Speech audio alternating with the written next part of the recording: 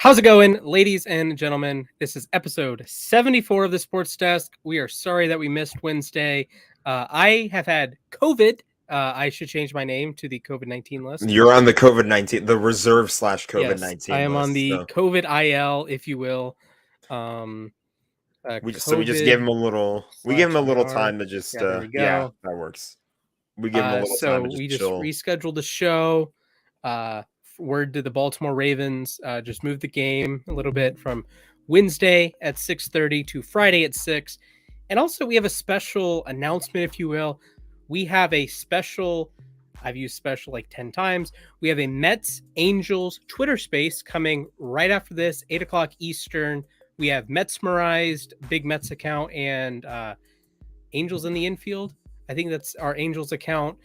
And we also have a special guest. I don't actually know if Nick is going to be on that world-renowned Twitter space. Make sure you follow the Twitter at uSTADIUM, or at uSTADIUM MLB, NBA, NHL, soccer, F1 coming soon. F1, fantasy. Do you have a betting specific one? I don't know if we do. I think we're trying to get one set up. I don't know. As far as I know. Either way, hop in there. Tell us, hey, you can say, hey, I came from the Sports Desk. If you go on the Twitter space tonight and you say, hey, I'm here. I watched the Sports Desk tonight. I'm going to be listening, and I'll send you 100 points or 1,000 points. I'll send you 1,000 points on the uSTADIUM app, so you can make a take. Maybe Shohei Ohtani goes yard twice tonight. Maybe Noah Syndergaard comes in and pitches in relief. I don't know. I don't even know if he's pitching tonight. I don't know. Maybe Dick Mountain, our world famous Rich Hill, allows 10 runs. I don't know if he's pitching tonight, but that's neither here nor there. Welcome in to the Sports Desk. Jack, how are you doing, sir? I spent the last couple days, I don't know why I've been doing this, but just thinking about the Super Bowl and whatnot. And I should be thinking about this week because I've been busy freaking out about a bunch of Rams contracts. So it's I don't know. We were gonna talk about Aaron Donald on the Tuesday show, and then not the Tuesday show, the Wednesday show, and then we pushed it back to Friday, and then Cooper Kupp got extended. So that it's been a wild week for sure. And then playoff hockey has been crazy. There was a crazy goalie battle yesterday. Splash is getting down his cash. I don't think you have enough to make that bit work. What? I have $3. You have 3 bills. Word to $300. You definitely can't see. I have $3. Word to Patrick Starr. Actually, Jack, intro our wonderful guest Nick, and I'll set up. Yeah, Nick's been waiting backstage. He made an appearance. I don't remember what week he appeared on, but he's back. Yeah, he's ready to rock. What's up, boys? Nick, last time we talked about The Office. Today, what's your favorite SpongeBob meme? Oh no, we're doing this. That's really hard. I'm not gonna lie, I'm not up to date on the SpongeBob memes. That's a weak spot of mine, I'm gonna say. That's almost a kickable offense, sir. I mean, you gotta do what you gotta do. It's your show, but good point. Yeah. Okay. Respect there. Respect. Hey, there. I gotta respect who's the boss, right? Yeah, absolutely. Yeah. At least until Frankie comes in, kicks all of us off, and then spews Zach Wilson propaganda. Hey, I see the hat. I'm now here that's for a kickable offense. I'm here. Goodbye. Okay. Dibs, remember? Okay. Ryan, Splash. I'll keep my Mets hat off too. And then I'm gonna get kicked 6 times. I'm gonna set a record for most. I appreciate you keeping your Mets hat off. Yeah. Maybe we should start a burger joint. Do you know if In-N-Out is I think that'd be a fun name for a burger joint. I mean, did my joke not land? I mean, it did, but I'm dying here. It did. I understood it. Okay. I got it. Okay. So, Nick, how's it going? Good. I'm just getting ready for the space tonight, actually, with, I believe it's Halos in the infield, and then an editor from Angels. Okay. Yeah, it's Halos in the infield. He was on with us earlier this week, actually, with our normal Monday space, talking about their losing streak that they finally ended last night. Yes, that was a 14-game losing streak. They tried to end it by playing Nickelback, and it just didn't work at all. Yeah, that didn't work at all. I don't even know what made them come up with Nickelback, but I think, did Nickelback not tweet at them? I'm gonna pull. They did. They tweeted hockey jokes at them. It was funny. Okay, I mean, I'm pulling this that up. makes sense then, but Yeah, but okay. they were doing anything they could, I guess, at that point. Yeah, that's one of those. It's like you might as well try because why not? Your losing streak has been going on forever. You might as well dive into the superstitious world of baseball to try to figure something out. Okay, Yeah. fellas, what concert costs 45 cents? This is a joke. It's Yeah, I have what, two. what concert costs 45 cents? It's probably Nickelback. Jack, do you have an answer? I don't have an answer. 50 Cent featuring Nickelback. Ah, I get it now. That's funny. You're on fire. You're on fire. With the That joke. one was a little more cringeworthy, but it was still. Thank you. No, I think Jack, I like that. did I like not that one ask your better. opinion. I like that one better. Okay. I think that was the better of the two. Thank you. I appreciate that. Speaking of featuring Nickelback, this is a real headline from NBC4 Washington. They tried. There was an attempt. Try. I mean, they could have picked a better band, like Nickelback. Come on, there's plenty of better people who have plenty of songs they could have chosen from. You're not wrong. I don't know about you guys, but I'm not. Nickelback is certainly not in my Nickelback does top. not do it for me. I don't No. know. I think it was funny. I got the notification that Otani was walking up to photograph, something like that. Photograph, yeah, Oh my photograph. goodness, that Look had at me this rolling. photograph. I won't sing it, by the way. That's just all I know. Demonetized. This is glorious. Even though they didn't even win, but Oh my This god, is a did you see? headline. Did you see Jeff Passan actually ended up singing because of the Angels ending their losing streak? He Oh my he posted a tweet of him singing Nickelback. Yeah, see, Okay. like I didn't need to Let's see roll that. I saw that too. Like you could have just kept that to yourself, Jeff. But I guess a promise is a promise. So he's Props gotta to do what him he's gotta for I guess it was like him holding up his end of the bargain or something like that. okay. Do you guys remember? I'm digging a bit into the barrel here. So a couple years ago, a Cubs reporter tweeted out if Ian Happ hit a leadoff home run, he would jump fully clothed into Lake Michigan. Mm-hmm. Were you I remember any of that. you I there didn't for see that. Okay, that Did he that- do it? Yeah. Ian Happ hit a leadoff home run to start the season, and this Cubs reporter jumped fully clothed into Lake Michigan. That's. I mean, some people should just keep their mouths shut. I don't even know why. I don't even know why people do this stuff. Are but- you referring to Mr. LK here in the comments? No, I'm not referring. I'm not talking about him. Okay. But Darn. Okay. I can whip out I have taco socks. This is exactly what he wanted me to whip out, I'm sure. I'm sure. The Taco taco socks. socks, definitely. All right. So let's get into our scheduled programming today. As always, we start with your hottest takes on the uSTADIUM app. Download the app, make your take. I made home run takes the other day. Ty France hit one. My guy Ronald Acuna. The Braves just hit like 10 home runs in like 5 minutes. Greg got mad at me. Greg, one of our rookies, got mad at me because I was blowing up his phone with losing notifications, which, to be fair, he deserved because he picked against the Braves and he's a Mets fan, so he always deserves those. But hey, let's get into some of the hot takes today. Today, of course, we have an NBA Finals game tonight. We have the offseason in the NFL is in full swing, and we're going to start in the NFL with Frankie. I don't know who Frankie is. He does have a check mark next to his name. He must be paying a different Frankie under the table there. He says Russell Wilson will get at least one MVP vote this season. At least one this season. I think least it's one. more if you see the Broncos win a significant number of games, like 11 plus games, then I think he gets at least one vote. doesn't he not have a single vote in his entire? I don't think he career? has one. Yeah, professional right? career. Bobby Wagner has more. Derek Carr has more. Lamar Jackson, of course, has 60. Yeah. Cooper Kupp has more by one. Cooper Kupp has one more. MVP vote. That's more than Russell Wilson. But I Tom feel like I Brady could has understand that because I feel like he always has like very good years, but like you can't look back at one Russell Wilson season and be like, damn. Like whereas like even like Lamar, like that one season, you look back at those numbers and they were pretty insane. Like I feel like he doesn't have one of those years. Be where- careful what you say about Lamar Jackson around Oh, Splash. I mean, yeah, Lamar. 2019 Lamar is obviously deserving MVP. There's a reason he was unanimous. Sure, Would I I agree I with voted him unanimously? No, but Russell Wilson, in fairness, would have come second that year. Chris Collinsworth has said on Sunday Night Football that he just forgot to vote. He just didn't get his vote in time, and he would have voted for Russell Wilson. How does he It would have been forget to vote? I don't know. How That do you should be forget you should to vote, Chris? You should automatically be not allowed to vote anymore if you forget your vote. Kick I mean, this guy off of that's Sunday Night that's Football. ridiculous. Oh my god, yeah, that had me rolling. Obviously, I wanted him to vote for Lamar, but it would have been 60-1.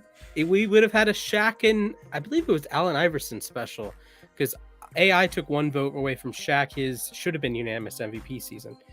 So I think Melo took one from LeBron in 2013, and then of course Steph won unanimously in 2016.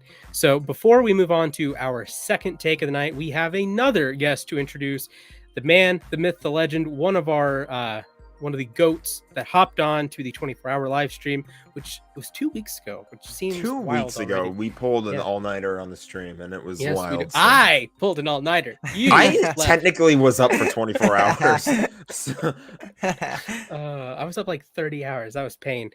We are welcoming, of course, Josh of the baseball department. How is it going, Josh? Hey, thanks for having me. I still remember the trivia thing. I'll never get over that. Oh wow, Absolutely. yeah. Oh, what was it? Who Wants to Be a Millionaire? We were up like until 2 a.m. trying to beat that game. Oh man, that was something else. All right, we have a baseball take for you guys. We're gonna go around the horn. Hey, a baseball pun. Juan Soto, Around the bases. 2,800 odds right now to win MVP. I said splash. That's me with the check mark. Juan Soto will win the National League MVP. And I'll let you three discuss, and then I will have a clippable segment of me vouching that Juan Soto will in fact win his first of many National League MVPs. Hopefully none with the New York Mets. I can go first. I think it's Paul Goldschmidt right now. Just he's been on a tear. The Cardinals are creeping up on the Brewers now, and him and Manny Machado to me are like the two favorites. If the Nationals are just so bad, I don't know if they can get good and relevant enough where he can win it. Yeah, I think that's the biggest thing. The Nats are just not going to be good enough, I feel like, for him to have a chance. They're probably going to finish last in the NL East, and I would almost bet they finish in last by double digits. I think the Marlins, they're pretty hot right now, and they could bury the Nationals pretty far down. So to be in last place by double digits, it's kind of hard to win MVP. Even though baseball is probably the one sport where you could do it, I'm just not sure it would allow him to do it. It's unless you're Mike Trout, but Mike Trout. I agree with the whole like not winning enough thing. Like the team is, what are they? I just looked at their record and I pulled away. They're 21-38 right now. He's not like doing. You have to be doing enough to like show that like the team. If the team is succeeding, they cannot succeed without you. That's pretty much like how I interpret MVP awards. So it's like. They're not really doing well enough for me to really consider Juan Soto, and it's like you said, there is plenty of time. It is a very long season, obviously, but still, it's you got to be doing a little bit more. Yeah, and that's the thing.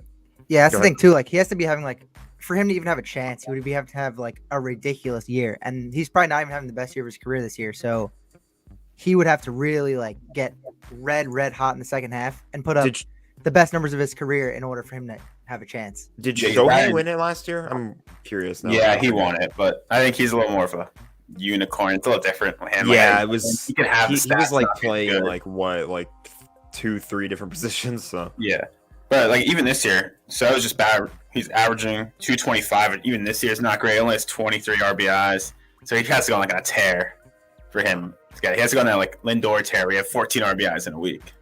Mm-hmm. Shout out Lindor. Second best shortstop in the National League East. Yeah, okay. Hey, look, one of them leads the National League in B-WAR, the other doesn't, or among shortstops.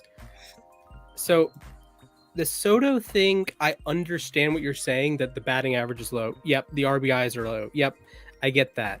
But the batted ball data is still in Soto's favor. He's 99th percentile in walk rate. He's 97th percentile in expected WOBA. So that means his WOBA, his slugging, his on base, those are going to trend up. He still hits the ball really hard. 91st percentile max exit velo, 77th percentile hard hit rate, 92nd percentile expected slugging, 85th percentile barrel rate, 84th percentile strikeout rate, 94th percentile chase rate. So he swings at good pitches. He doesn't swing at bad pitches. He walks a ton. He leads the major leagues in walks. He has 46 walks. A 368 on base percentage while he's in a slump. That should be something. A 130 plus OP, 138 OPS plus while he's in a slump. This is a down year for Juan Soto, and he's still 38% above the league average. And we saw last year, he went up to Coors for the home run derby, smacked a couple home runs, and he had a redunculous August and September. And if it wasn't for Bryce Harper, I would have voted for Soto, by the way. If it wasn't for Bryce Harper, Soto would have had a pretty pedestrian 4 months, goes on a ridiculous tear for the last 2, and boom, he wins the MVP on a last place ball club. I think it's very fair to see him do the exact same thing he did last year. And this year, Bryce Harper's not playing in the field. So he's not he's not going to have like the same WAR. If you care about WAR, you might have some off days because guess what? You can't play him in the field, and you have to give Schwarber an off day from time to time. You have to give Castellanos an off day from time to time. Do you want them just out of your lineup? No, you're going to take Harper out for, I don't know, once every 10 games or something like that. You're going to play, the Nationals are going to play Soto every single day. He's going to continue to hit. And guess what? If you say, well, we don't want to deal with Soto today. Okay, boost the on-base percentage. Boost the OPS. Boost the OPS plus. WRC plus. That is perhaps the greatest asset to Juan Soto winning the MVP this year, is that if he is that good, teams are going to account for that and say, you know what? We don't really feel like facing Soto today. So he's going to go 0 for 1 with 3 walks, right? Or 0 for 1 with 4 walks. 0 for 0. No clear at bats, but he gets 4 plate appearances. Okay, walk him 4 times. That is the kind of fear that Juan Soto puts into MLB teams. And that is something I think as we get deeper into the season and they play the Mets, the Braves, the Phillies, even the Marlins, and they're like, you know what? We don't really want to lose to the Nationals today. We're just going to, Soto, you can have first base. It doesn't matter if we walk you 10 times in a series. It doesn't matter if you walk you 4 times in a game. We just want to win this game. You can take the battle. We will happily win the war. And I think those August series, Soto's going to get 7-8 walks. Those September series, he's going to have like a go 1 for 4 in a series, 1 for 4, 8 walks. And hit a home run. That's gonna happen. It will happen. I made a take about it. I put the money where my mouth is. 2,222 points in honor of his jersey number, of course. And Soto's going to come back. He's going to win the National League MVP. Machado's going to slip. His batted ball data is not sustainable. Paul Goldschmidt, same thing. The arguments there, Mookie Betts, same thing. He would probably be my NL MVP if the season ended today. But the names on the list that people are like, oh yeah, they would win the MVP right now. Goldschmidt is way outperforming his batted ball data. Betts is way outperforming his batted ball data. Machado is way outperforming his batted ball data. They have expected WOBAs in the 370s, right? Soto's all the way up at 417, right? So he has a 50-point gap between what he's doing right now and what he's expected to be doing. And I trust this expected stuff. If you hit the ball 100 times in the same place, it's going to even out. 500 times in the same place, it's going to even out. He's going to walk more. He's in a terrible lineup with Bell. It's Bell, Cruz, and a whole bunch of 2K generic players. And keep in mind, this is MLB, not 2K. So I think Soto has a real shot at coming back and winning the MVP. I know he was favorite all off season. Acuna was injured. Tatis is injured. I get that. Plus 300 to begin the season. I bet him to win the MVP then. Now it's plus 2,800. It's free money. You are printing money. Go on Bovada, go on Caesars, go on BetMGM, whatever wherever you bet. I don't care if you bet legally or illegally, whatever. Bet on Juan Soto, you will win money. Come back to this in 6 months and I will be correct. I have a question. Yes. Where does Pete Alonso rank in those numbers? Okay, I think his numbers are he should be in that conversation also. Yeah, Alonso, the last time I checked was like a 410, 415. The issue with Alonso, I'm not going to say it's an issue. Certainly not an issue. I think he's okay. I'm going to make a very weird comparison. I want you guys to follow along. Pete Alonso is how fans view Lamar Jackson. So if you look at some things, he is wildly overrated. Just absurdly overrated. But if you look at some fan perspectives, he is perhaps the most underrated player in the league. So I look at this and so with Alonso, the home runs leads the National League. The RBIs still leads the National League. The problem is RBIs are not that valuable. You guys remember who led the National League in RBIs last year? Anyone? I don't remember. I feel like I should, but I can't think of it. Yeah, I can't think on top of my head. Adam Duvall. Do you know how many MVP votes Adam Duvall had last year? I'm gonna get 0. I'm gonna go with 0. Yep, we all had the same number of MVP votes as the guy that led the National League in RBIs last season. Do you know who led the American League in RBIs last season? Salvador Perez. Salvador Perez would be correct. Do you know where he finished in MVP voting? No, I don't. Not top 5. Yeah, wait, so, Perez probably had the most home runs in the AL too last year, right? he and Guerrero tied with 48. So Guerrero was second, Perez was 7th. I know that's a weird year with Ohtani, but the point is RBIs, you care about them because you see them and you see the slash line with the average and the home runs, the RBIs. Okay, well, the problem is those are dependent on how often you play, 2, the quality of the lineup around you. Alonso is an excellent player. I'll get into his underlying metrics momentarily. But the thing with Alonso is the home runs are going to be great because he plays every day. The RBIs are going to be great because he plays every day, and he's behind Lindor, who gets on base, and he's behind Nimmo, who is the best player in baseball that no one talks about. And I'm going to go on a Nimmo tangent. It annoys me to no end how freaking good Brandon Nimmo is, and no one talks about him. I'll be talking with Mets fans who are like, he gets hurt a lot, or he does this. He does things that annoys Mets fans, and it just drives me up the wall. I love Michael Harris. I think he's going to be one of the better center fielders for a long time. I would give my left testicle to have Brandon Nimmo play for the Braves. Like, give me a 400 on base guy. And I have said on this podcast, Ronald Acuna is the greatest leadoff hitter in the history of baseball. Statistically, it's correct. Brandon Nimmo might be as good. And it frustrates me that Mets fans don't appreciate Brandon Nimmo. But that's neither here nor there. Anyways, so with Alonso, he's going to have a ton of home runs. He's going to have a ton of RBIs. That's great. Historically, those aren't awesome for winning the MVP, especially in this like modern contemporary context. The last National League player to lead the National League in runs or RBI and win the MVP was Giancarlo Stanton. He had 59 home runs, won the MVP vote by 2 points. He had 302. Votto had 300. Votto, I would say, deserved it. Beat him out in WAR, beat him out in OPS, things like that. So it's not this RBI stuff annoys me. But anyways, the underlying metrics for Alonso are very good. Not quite Soto. His expected WOBA is 405. He has a gap between his performance. It's 23 points between his Hey, we WOBA. have NBA breaking news really quick. Okay. Do you want me to let you finish? Yeah, go ahead. Okay. All right. Yeah. Waj just tweeted this, or Woj, however you say it. Golden State assistant Kenny Atkinson has agreed to a 4-year deal to become a new head coach of the Charlotte Hornets, sources tell ESPN.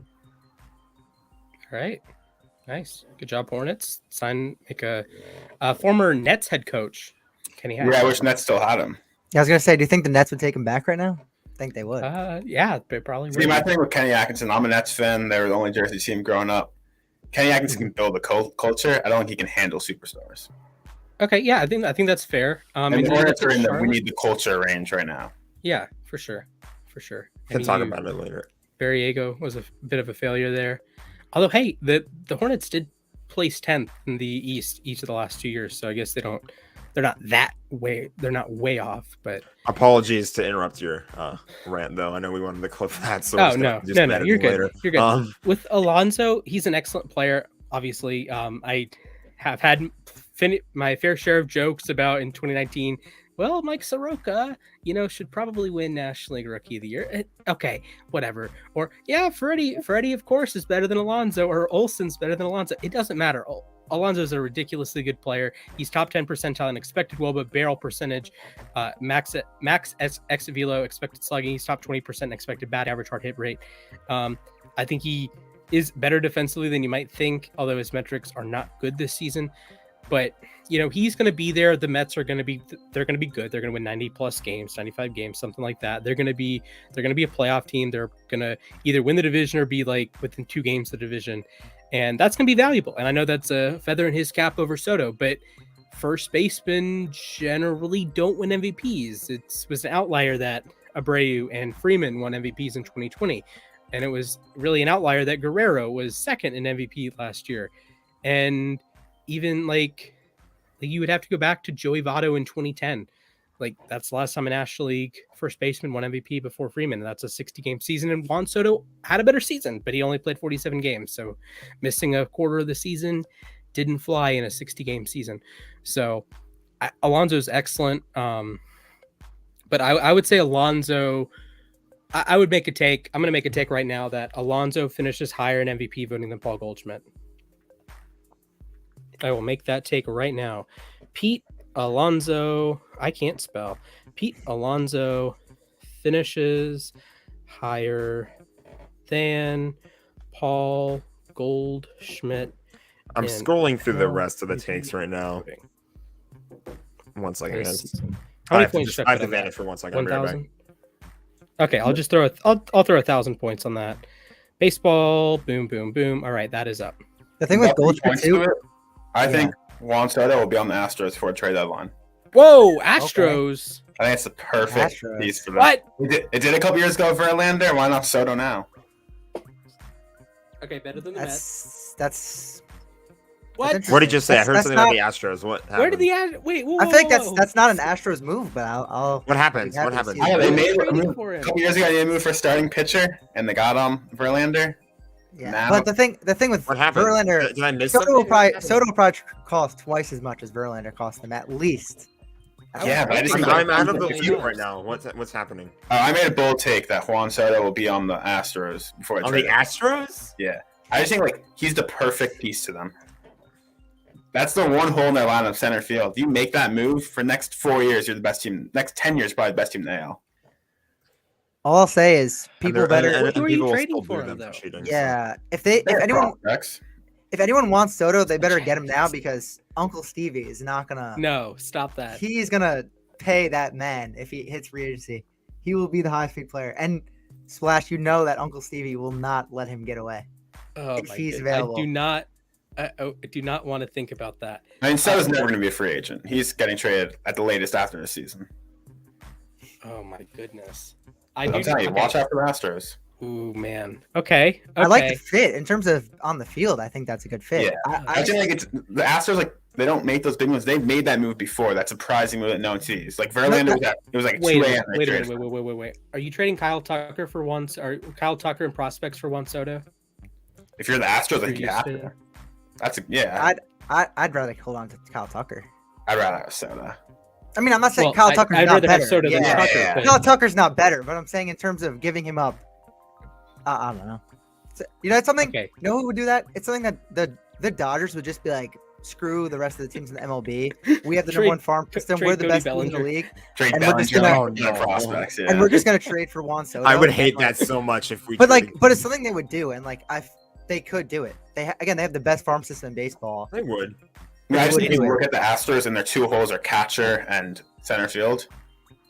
Catcher, I think if they don't make a move for center, they can get Wilson Contreras. I think that's the move they try to make. That's a good move. Like Maldonado is just offensively one of the worst catchers in baseball.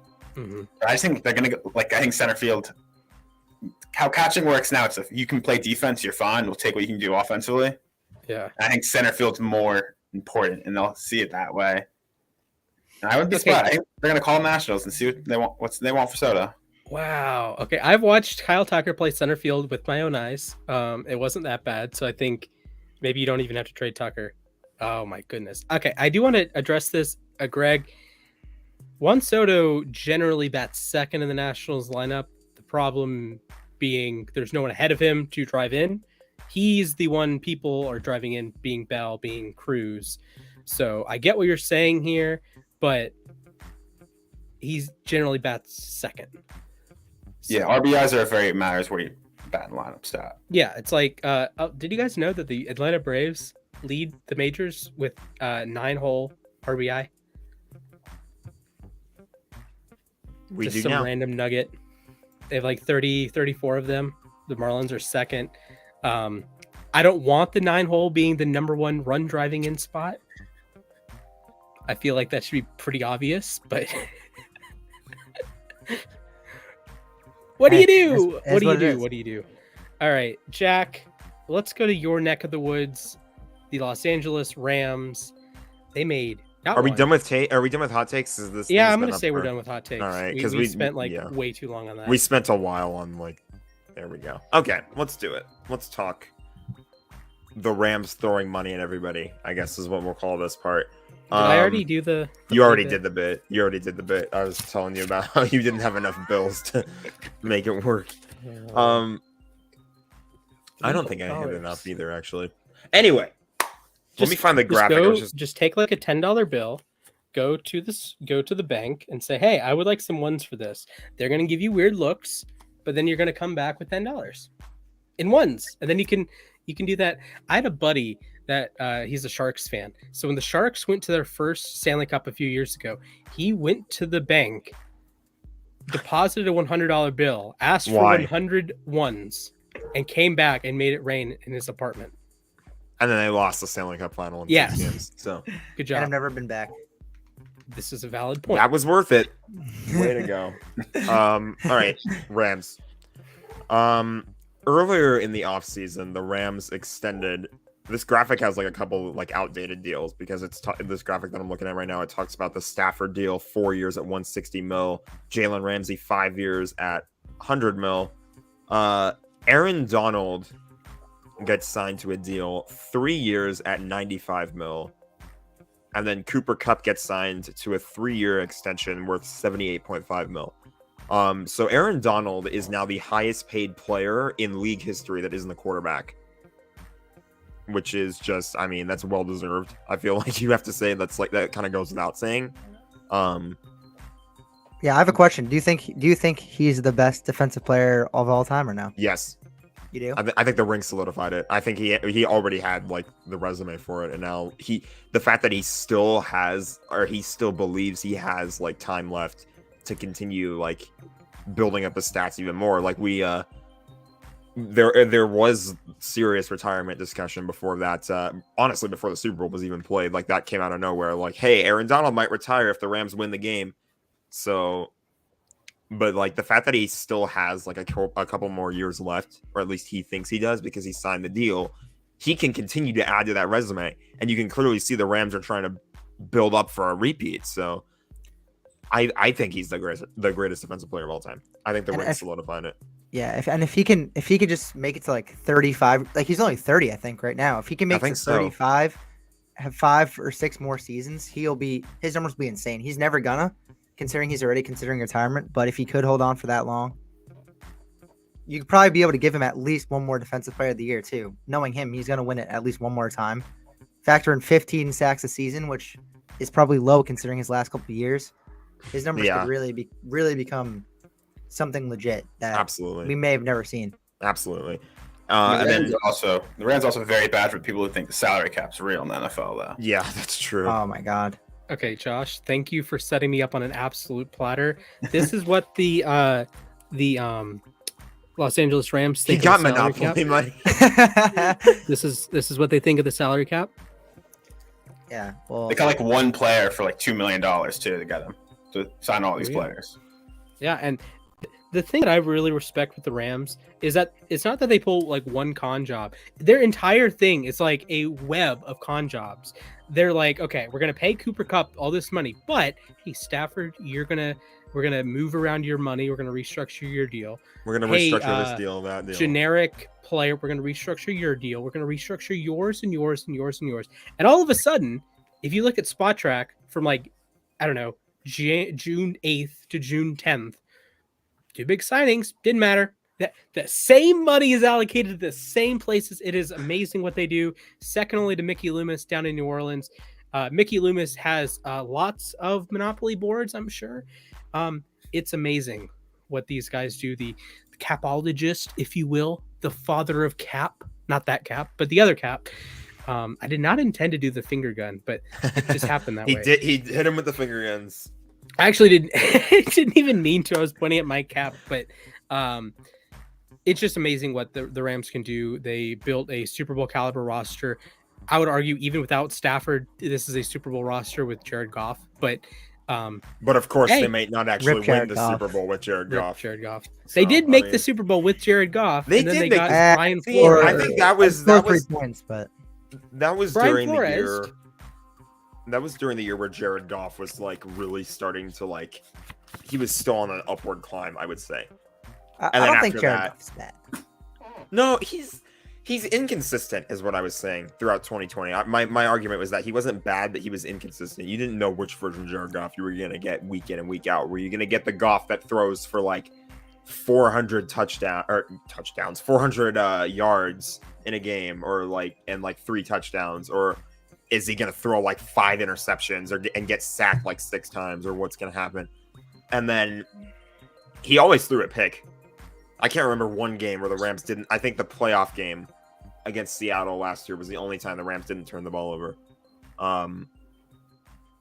We didn't even mention the Cooper Kupp deal. That was 3 years at $78.5 million. He's the 6th highest paid receiver in the league right now, I believe. Splash, this is funny because like it was a big talking point before. Like we talked about Robert Woods and we talked about Cooper Kupp, and we said like no one's really seeing one above the other. Like they're kind of like, I would call them a top 10 wide receiver duo before this past season. I would say like they were up Kupp there and for Woods? sure. You wouldn't have one without the other. Mhm.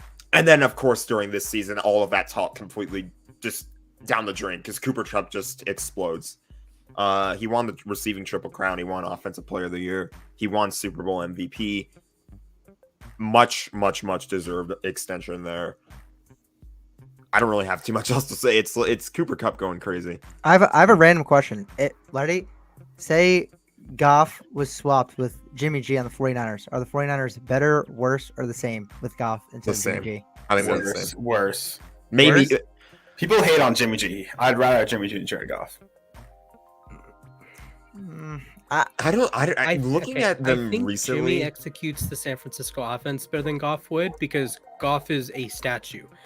I think Goff is a better arm. But Goff is a 49ers fan, so he would kick ass in that system. Yeah, he'd be like, I'm he'd be kidding. motivated. I don't know about Goff in the Shanahan system. I mean, he's pretty accurate in like the short game. He can do that. He's But, yeah, he accurate, can't but really you need to move. give him good protection. And he Yeah, does have Trent Williams in San Francisco, so. Yeah, they lost Lakin, but they'll figure it out. Underrated move by the Jets. Oh yeah, That would be a fun, like, what-if scenario in Madden. What if Jared Goff actually played on the 49ers? yeah. I mean, I think it'd be close. I personally feel like Goff might be a little bit better, but it's not by much. I Both think always will find a way to lose the game, and that's the problem.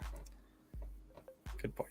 Yeah, I think it depends on the system, and I think for San Francisco, Garoppolo is probably just a touch better with a little bit of mobility, more. I'm gonna say the Brady influence, if you will. Yeah, I was going to say, like, more experience because he's spent a lot of his career, like, on the bench behind Tom Brady, of all people. So That helps. Yeah, I don't know. It's a lateral move for all intents and Oh, what purposes, did I just...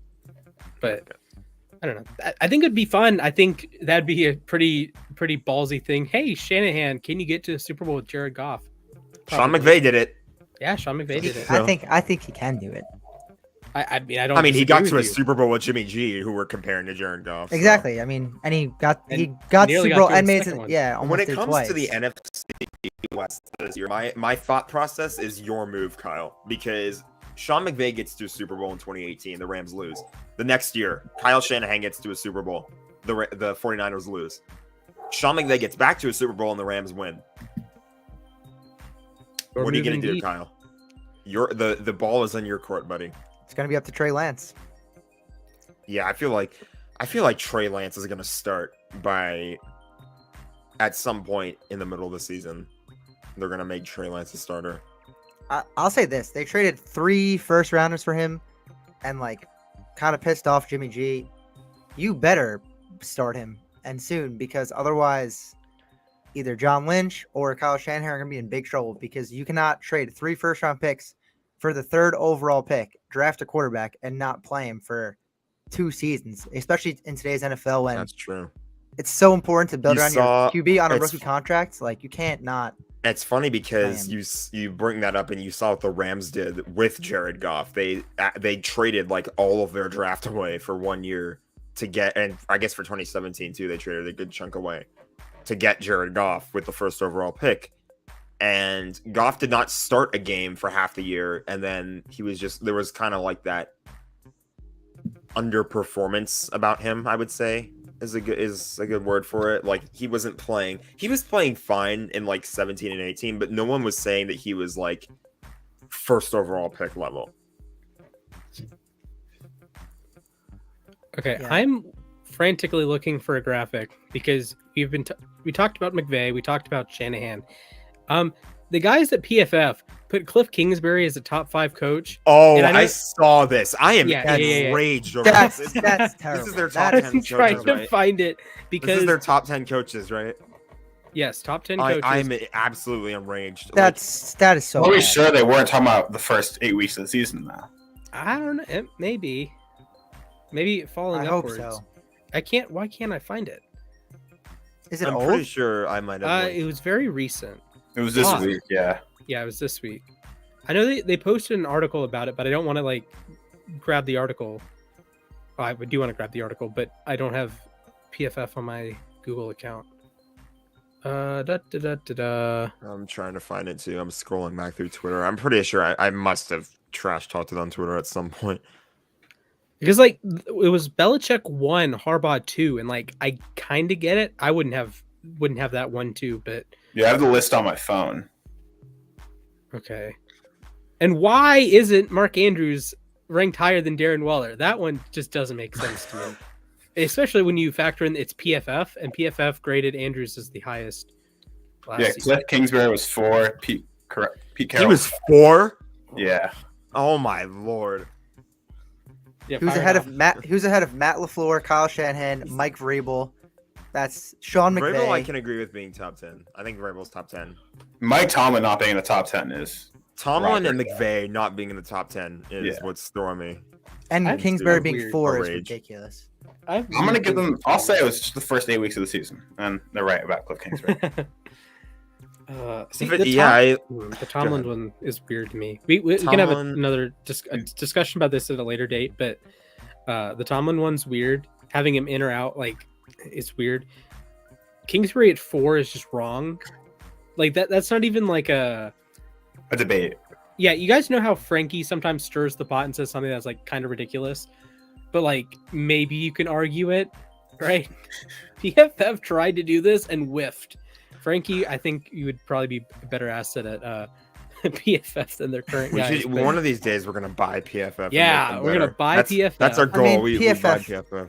PFF is like they just like the guy George when he said for the Jets to take Malik Willis instead of Brees Hall. Like, what is that? That's just ridiculous. But here's the thing. It fits with the.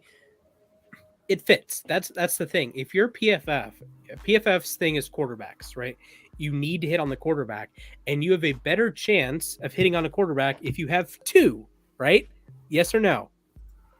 So shouldn't every team draft a quarterback in the first round? And every team year should then? draft 3 quarterbacks in the draft. Then it doesn't make Yes, sense. yes, that is a viable PFF strategy because quarterback is so valuable that first off, you the nuance of if you hit on the quarterback, you're going to be a good football team in all likelihood. Second, if you have a good backup quarterback, that is extraordinarily valuable. Do you guys remember when Sam Bradford was traded for a first-round pick? Yeah. Yeah. Sam Bradford's not even good at football, and he got a first-round pick in a trade. Imagine if you are, let's say, in a different universe, the Eagles hold on to Carson. The Eagles traded Carson Wentz, and Carson Wentz isn't even good at. They got a second-round a conditional first. They got a first-round pick Carson Wentz. Carson Wentz is not good at football. Why? Because Harris is very good with the whole football thing, very good with the quarterback thing. He's a Super Bowl. There's we made the playoffs with Jalen Hurts last year because he plays his card right with the quarterback. Yes, it's weird for a team that drafted a quarterback number 2 overall to spend another pick on a quarterback, obviously. But the Washington Redacteds did that in 2012, guess what? It worked out. Kirk Cousins became the thing, and Kirk Cousins took the R words to the playoffs, and Kirk Cousins has made a lot of money playing football. No, but the NFL. thing is, they took that? Kirk Cousins in the 4th round. They wanted the Jets to take Malik Willis at 35 a year after taking Zach Wilson at 2. So you're spending 2 premium picks 2 years in a row on a quarterback. It's and also one who can't even sniff the field. Malik Willis cannot even set foot on an NFL football field this year. He will embarrass himself if he sets foot on a football field this season. Himself. He can't even go on the field. He played he at can't be worse Liberty. than Ryan Tannehill. I mean, Ryan Tannehill's not terrible. He can't be worse than Malik Willis can Right. hand the ball off to Derrick Henry. shout out. He can't be worse than Justin Fields. Derrick Henry Oops, did I will say be the that? My Titans' bad. offense next season. I think Malik Willis will start at some point next season. Willis might get us started too, but like if it's gonna revolve around Derrick Henry. Yeah. You see, if you implement the right offense, Willis might be better immediately. Yeah, Like- if you implement Denard Robinson at Michigan offense where he doesn't have to throw, like that's maybe that way. I mean, Hey, the Ravens went 6-1 in 2018 with Lamar Jackson, and Lamar Jackson was one of the worst passers I've ever seen. still is. 2018. No, I'm kidding. He's not. Hey, Yeah, I think the I- argument there is that like teams weren't preparing for Lamar and didn't have any film on him.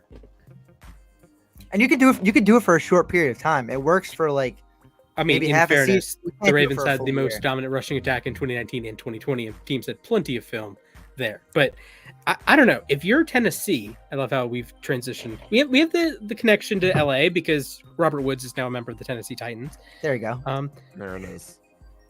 I don't think I still Malik hate Willis that trade, starting- by the way. I don't think Malik Willis would be the worst thing for the Titans. I think he'll I be think- starting by the bye week. Ooh, Like, by the week bye after week. Bye week. The week after the bye week. Okay, the week after the bye week. That's When's when their bye week? The bye That's when week Baltimore 6. made the change with Flacco and Lamar. Was the bye week? Mhm. Jack, would you rather Robert Woods or Allen Robinson? Robert Woods. No, Allen Allen Robinson's Robinson's my good. guy. I love Allen Robinson. I think I'm not going against Allen Robinson. I think he's going to do fine this year. I just think that Robert Woods, like the intangibles that he brought to the Rams offense, is irreplaceable. I'll say Allen Robinson's best quarterback's been Blake Bortles. That's true. He's going to do well with Yeah. Matthew Stafford. I'm excited to see it. I think that Robert Woods, like the leadership he brought to the team, again, it was intangibles. It was like a lot of stuff he did off the field. On the field, he wasn't exactly wide receiver 1, but he was pretty reliable on a lot of the third downs. And again, it just comes back to the intangibles as well. What he did in the and then there are some tangibles too, like what he did in the pass block game or run block, whatever it's called, blocking. Yeah, he's an incredible run blocker. Yeah, there you go. So yeah, He and Kupp. it's just what he did it feels to me like that is going to be really hard, if not impossible, to replace. So still excited for Robinson, still excited for potentially OBJ. I hope OBJ comes back, but he crashed Sean McVay's wedding this week, by the way. So Hey, you only do that if you're coming back to the team, right? exactly, that's what Sean McVay told him too. He was like, if you're gonna crash the wedding, you got to re-sign with the Rams now. So Absolutely. Speaking of crashing, not the wedding, but NFL training camps have, mini camps have been popping up. Deebo Samuel is in. Baker Mayfield is not in. Lamar Jackson is not in. Which ones are stories? Which ones are not stories? Josh, begin with you. What camp stuff is a story? What camp stuff is not a story? I think the Debo one's a story. I think it shows he's open to coming back to the team. And I think money and then talks. Money always talks. I think he'll get a new contract and he'll be out there week 1. All right, Nick, which one's a story? Which one's not a story? I think the Baker one is a story because I really don't know what the Browns are going to do because at this point, it feels like Deshaun Watson's going to be suspended for a good amount of time. It wouldn't surprise me if it was over a year at this point. So do they try to mend fences? Do they start Jacoby Brissett for a full season? That's a disaster. Or do they try to do something else? I don't know, but I wouldn't be surprised if the Browns try their hardest to maybe mend fences a little bit with Baker and somehow get him to play this year and say, hey, you play well with us this year, you'll have a better chance to be on a good team next year. Like that's might be his only options at this point, and they might have to mutually agree that they need each other the same amount. So All right, Jack, what's news? What's not news? I think what's going on in Cleveland is also it just really depends on what happens with Deshaun. Like he said, if right now it doesn't look like news because if Deshaun Watson isn't suspended for a long period of time, like if it's a 4-week or a 6-week or something, I don't think Baker Mayfield plays a game for them again. I don't think they're gonna like consider him as a potential starter until Watson comes back. But if it does end up being like a long-term thing, then I think it becomes, like you said, I'm kind of regurgitating the same thing here, but then it does become a story. And the Debo one also is intriguing because it's not like it feels to me like he's there because he wants to be, but like I really don't know whether or not he's going to even play for San Francisco this year. Like there's been no progress made on a new deal or anything like that. So I think it's also for him. He doesn't want to be used as he was used last year. Yeah, I think he was pretty open about that on social media. He was I think as long once they figure it, you obviously would take him just the receiver role. But my guess is he views himself in the marketplace as he played last year, and the Niners don't want to pay him if he's not going to do that anymore. Yeah, I love Debo. That would be a really lame reason to not pay him. I mean, like not pay him more the amount he wants because they don't view him as that guy who's going to be the running back every time too. He doesn't want to do that. But like if you don't pay him because he doesn't want to like fill like a role like he did last year, I feel like that's kind of a dumb reason to not pay him because like what he does bring to the team as just a wide receiver is ridiculous. Like if he was purely wide receiver, he would be going crazy. So I don't know. It just feels to me like a little stupid why they wouldn't want to pay him. See, if I'm Debo, I'm looking at the receiving production, the rushing production, and I'm asking myself, one, if I only do the receiver stuff, I'm probably the best receiver in the NFL, at least if I'm Debo talking. And two, I think I've made this point before, and you can stop me if I have. The rushing production doesn't help Debo. It hurts Debo's value because it makes him, less efficient. And doesn't it make San Francisco really predictable too? Like you see him in the backfield, they're going to get the ball every time. This is a valid point as well. I think the issue with this is it's not okay. If you take the inverse, right, and you have a running back that you can use as a receiver, that is incredibly valuable because receiving the football is more valuable than running the football. This is what Christian McCaffrey does so well, and this is why paying Christian McCaffrey is okay. Paying Derrick Henry McCaffrey money, shaky because Henry is not much of a receiver. Same thing with, as much as I love Nick Chubb, risky. So, but the opposite, the receiver in the backfield, yes, it's comparatively more valuable to have a receiver in the backfield than a running back in the backfield. The math checks out. Look at Cordero Patterson. Look at the time Aaron Hernandez was used as a running back against the Broncos 2011 playoffs. It works. When you move the receiver to the running back, it just works. Don't ask me why it works. It just works. I want the Ravens to do it with Devin Duvernay. Anyways, the problem is you become a less efficient offense when you do that. When Deebo Samuel is targeted on a pass, he's going to gain 10 to 15 yards. He's exceptional after the catch, so that number is volatile. When you hand the ball off to him, it's 6 yards. At best, 5-6 yards. So you are your boy Eric Weddle was doing a good job stopping him in the run game in the NFC title game. Okay, so I should get a Rams Eric Weddle jersey. That'd be something. Should. That way, it was so weird how he wore 20. It was so weird because like Jalen was wearing 5, so it was numbers were weird last season. Bottom line. Yeah, absolutely. So I think with Debo, and Debo does not. If I'm Debo, I don't want to be in the backfield 100 times a year, taking all these bruising touches because one, the San Francisco running back room is like statistically the most injury prone job in America. We can agree on that. Outside of, I don't know, like U.S. president. Like, are you in more danger? Is Biden in more danger than a San Francisco 49er running back? I would argue no, especially when they are in the state of New Jersey at a certain place called MetLife Stadium. Yeah. Nobody's safe at MetLife Stadium. Let's make that clear. This is a good point. But if you're Debo, why why would you want to run the football? I get it. I get it. You also forget when he's running the ball, he has someone who's 300 pounds tackling him, and when he's a receiver, it's someone that's probably weighs less. It's like a Yeah. lighter Giant quarterback difference in your or body. something like that. Especially as someone who's been injury prone, like he definitely Yeah. doesn't want. Like it's not even like he's been healthy his whole career. He has He's been one injury 1,000 prone. yard season. Yeah, like you don't want to, especially when you already are a little banged up. You don't want to do that. Yeah, so I think with Debo, the cons outweigh the pros here. Like, oh, it's so cool that you do the wide back stuff. Not really, because to me, I think it almost decreases his value, because then they can, the Niners can say, well, we're going to pay you like a running back that has wide receiver roles rather than a receiver that has running back roles. You know how teams do this with tight ends, Mike Gesicki, Jimmy Graham? Instead of paying him as a wide receiver that sometimes does tight end stuff, they pay him as a tight end that sometimes does receiver stuff. So that's why, as much as I wanted the Atlanta Falcons to call Kyle Pitts a wide receiver, and as much as I think he still would have been wide receiver one in the class, even over Jamar Chase, they're never going to do that because it's a money thing. So I'm going to put away I was my going to say, reminds you of the Jimmy Graham thing. I don't think he'll get to that point where he's suing the team, but I think he'll be out there week 1. Sure.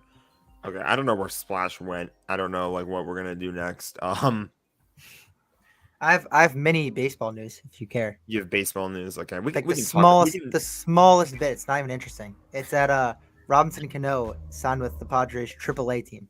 Did he That's how- really? That's how little people are interested in him. That he Wow. has agreed to go to AAA with San Diego. Wasn't there and- the whole like drug thing with him though? That like Yeah, he got suspended the whole season. Yeah, like didn't it like keep him out of the Hall of Fame or something? well, he's not in it yet, but he won't be in it now. Yeah, he won't. Like He would have been in it easily, but he's not going to be now. I don't know if he would have been in it. I think he would have been in it, but now he's not even. It's not Yeah, in it not anymore. close. He should have never left the Yankees. Do we talk about the Angels? I think we have that in the script actually, so might as well bring that up. Yeah. Joe Madden is out as the Angels manager. They just ended a 14-game losing streak. It was the longest in team history. We talked about it earlier. The Nickelback did not help. What do we think about this whole thing? If I'm an Angels fan, honestly, I'm at the point where I just don't know what I'm supposed to do anymore. They have the 8th highest payroll in baseball. Joe Madden was the 2nd highest paid manager in the MLB, and now he's gone because he didn't do a good enough job. They have Ohtani, they have Trout, they have Rendon. They signed Syndergaard. Taylor Ward came out of nowhere to be one of the best hitters in baseball this year, and yet they're still under 500. They lost 14 in a row. They're not in a playoff spot as of right now. It's just one of those things where you just don't even know what to do anymore because you think you make moves that are going to help you win, and you just can't get over the hump. Like they signed Loop, who last year for the Mets barely ever gave up runs. I think his ERA was low ones with the Mets last year, and now he goes to the Angels, and his ERA is 4.5. His ERA over the last 5 after his last 7 appearances is like 17 or something ridiculous. So they just, no matter what they try, and even if they make what look like good moves on the surface, they just end up not working out for the Angels. So it's just something that's got to be frustrating for them at this point. To me, I just don't get the timing of the firing because as much as like a 14-game losing streak's bad, they're playing the Mets now, then the Dodgers and the Mariners. It's like the schedule's not getting easier. So you start losing with Phil Nevin. Like I think the team just loses all hope. So I think you might as well just wait 2 weeks, ride it out. Honestly, to And then me, fire him. yeah, I think to me it kind of was just one of those things where it's like I compare it to like what a hockey team would do in the middle of if they were in like a giant losing streak. Maybe not necessarily 14 games, but like a long. Although Buffalo did have like 18-game losing streak in 2021, so but it's like it happened because it had to happen. The team was in like a really huge slump, and one of the easiest ways out of like a huge losing streak like that is probably getting your manager out. But like you said, with a tougher schedule coming up, and like now you have to find a replacement, it just like, is it worth it? The other thing I'll say is look at the Phillies though. They haven't lost since they got rid of Girardi. So that's one of the things where sometimes it works out for you, sometimes it doesn't. So far for the Phillies, it's working, but it doesn't always. I think also if the Angels didn't have Phil Nevin on their staff, who's very experienced as an assistant coach and one of the tops in baseball, if you ask around, I think that played a part in it too. Knowing they had someone who they could trust as their manager going forward for the rest of the season. Whereas I feel like as a Mets fan last year, people were calling for them to get rid of Luis Rojas. I think they couldn't get rid of Rojas because they didn't have anyone on their staff who could be a manager for an extended period of time for a whole season. Whereas again, the Angels have Nevin, who they feel can manage for a full season and hopefully take them to the playoffs. So I think that played a part in getting rid of Madden also. Yeah, Yeah. Go ahead. the bigger story too might be people forget Mike Trout got injured. That's probably a bigger That's story. true. That definitely That's something worth monitoring. doesn't help you at all when you're on a big losing streak. Yeah. Something, Yeah. he's still one of the top best players in baseball. So losing him could be a bigger story than losing Joe Madden. Yeah, Trout, Rendon, and Ward are all out right now with injury. So that certainly doesn't help as being an Angels fan. Yeah, poor Angels fans. What a 14-game slide. They were neck and neck with the Astros, and now there is a 10-game gap. Is it bigger than 10 games? Has to be. It's gotta be more than that, I would think. Because like the Astros have been winning games. They are up 9. The Angels are now half a game up on the Texas Rangers. For those of you that haven't watched much baseball this season, Texas is not very good. Texas is a mess, but hey, they're only 4 games below 500. Marcus Semien just dropped his nuts on me in fantasy. He's batting average up to like 190 now. Here's the thing about baseball. It is such a long season that like there's time to make it up. There's plenty of time for the Angels to like get hot and turn the season around. I don't want to say it's early in the season anymore, but it's there's still a long way to go. Yeah, They're they're only on a 2.5 14-game losing streak, and they're I think a half game out from the wild card. You're Yeah, talking about that's- MLB spaces like this year, like the top teams, and it's on another level. So you can stay in that 500 range. There's a good chance of making the playoffs. There was an MLB like graphic on their Twitter account. I think the end of April or early May, something like that. And it was coast to coast, and it was the Mets, Yankees, Angels, and Dodgers had the 4 best records in the MLB. And I saw that like yesterday, and it was like this photos taken before disaster. And I was like, yeah, Yep. that fits right there. Absolutely. Yeah, it's the Angels have been a disaster. I don't want to say the Mets have been a disaster. They've just happened to run into a bit of a tough part of the schedule while the Phillies and Braves are red hot. So they're like They sinking played back. us recently, I think. Or Yes, was it they the White split. Sox? They split 4 games to the Dodgers. I'm gonna have a tangent. I know Greg in our Okay. chats like mentions like, oh, the Braves play like AA teams. You guys remembered like 2 weeks ago when the Pirates swept the Dodgers? Sorry, Jack, but the I try Pirates not swept the to. Dodgers. Yeah, first time Like- in LA in like 50 years. Yeah, it was the first time they've won the season series since like 2000. So yes, the Braves are playing the Pirates and the A's and the Rockies, but you have to win those games. Right? It evens Like, out. It all evens out.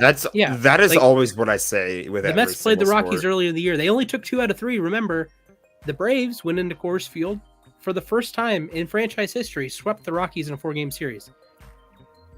What do you want them to do? Lose? Like, Yeah. clearly, but like, I don't know.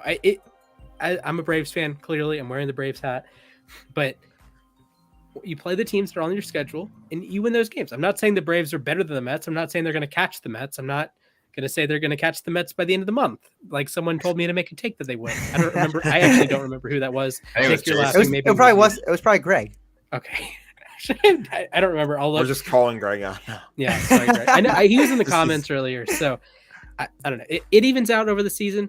You know, you play the same teams. The teams in the division, you play the same teams.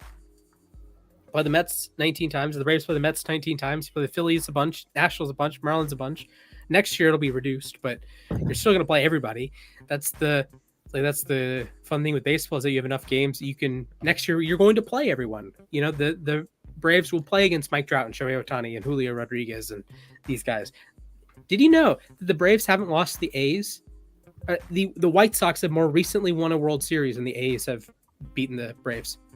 Yeah, that's weird. Wow. Last time they won, the A's beat the Braves, 2005. Mark Kotsay, manager of the A's now, was a player for the Atlanta Braves. There you go. Barry Zito won that game. You're hurting like the A's Shout fans out are Barry. already Zito. I down. love Barry Zito. Well, hey, all, the A's. all 6 of them. Oof. I have a lot of respect for the A's. I do feel bad for their fans.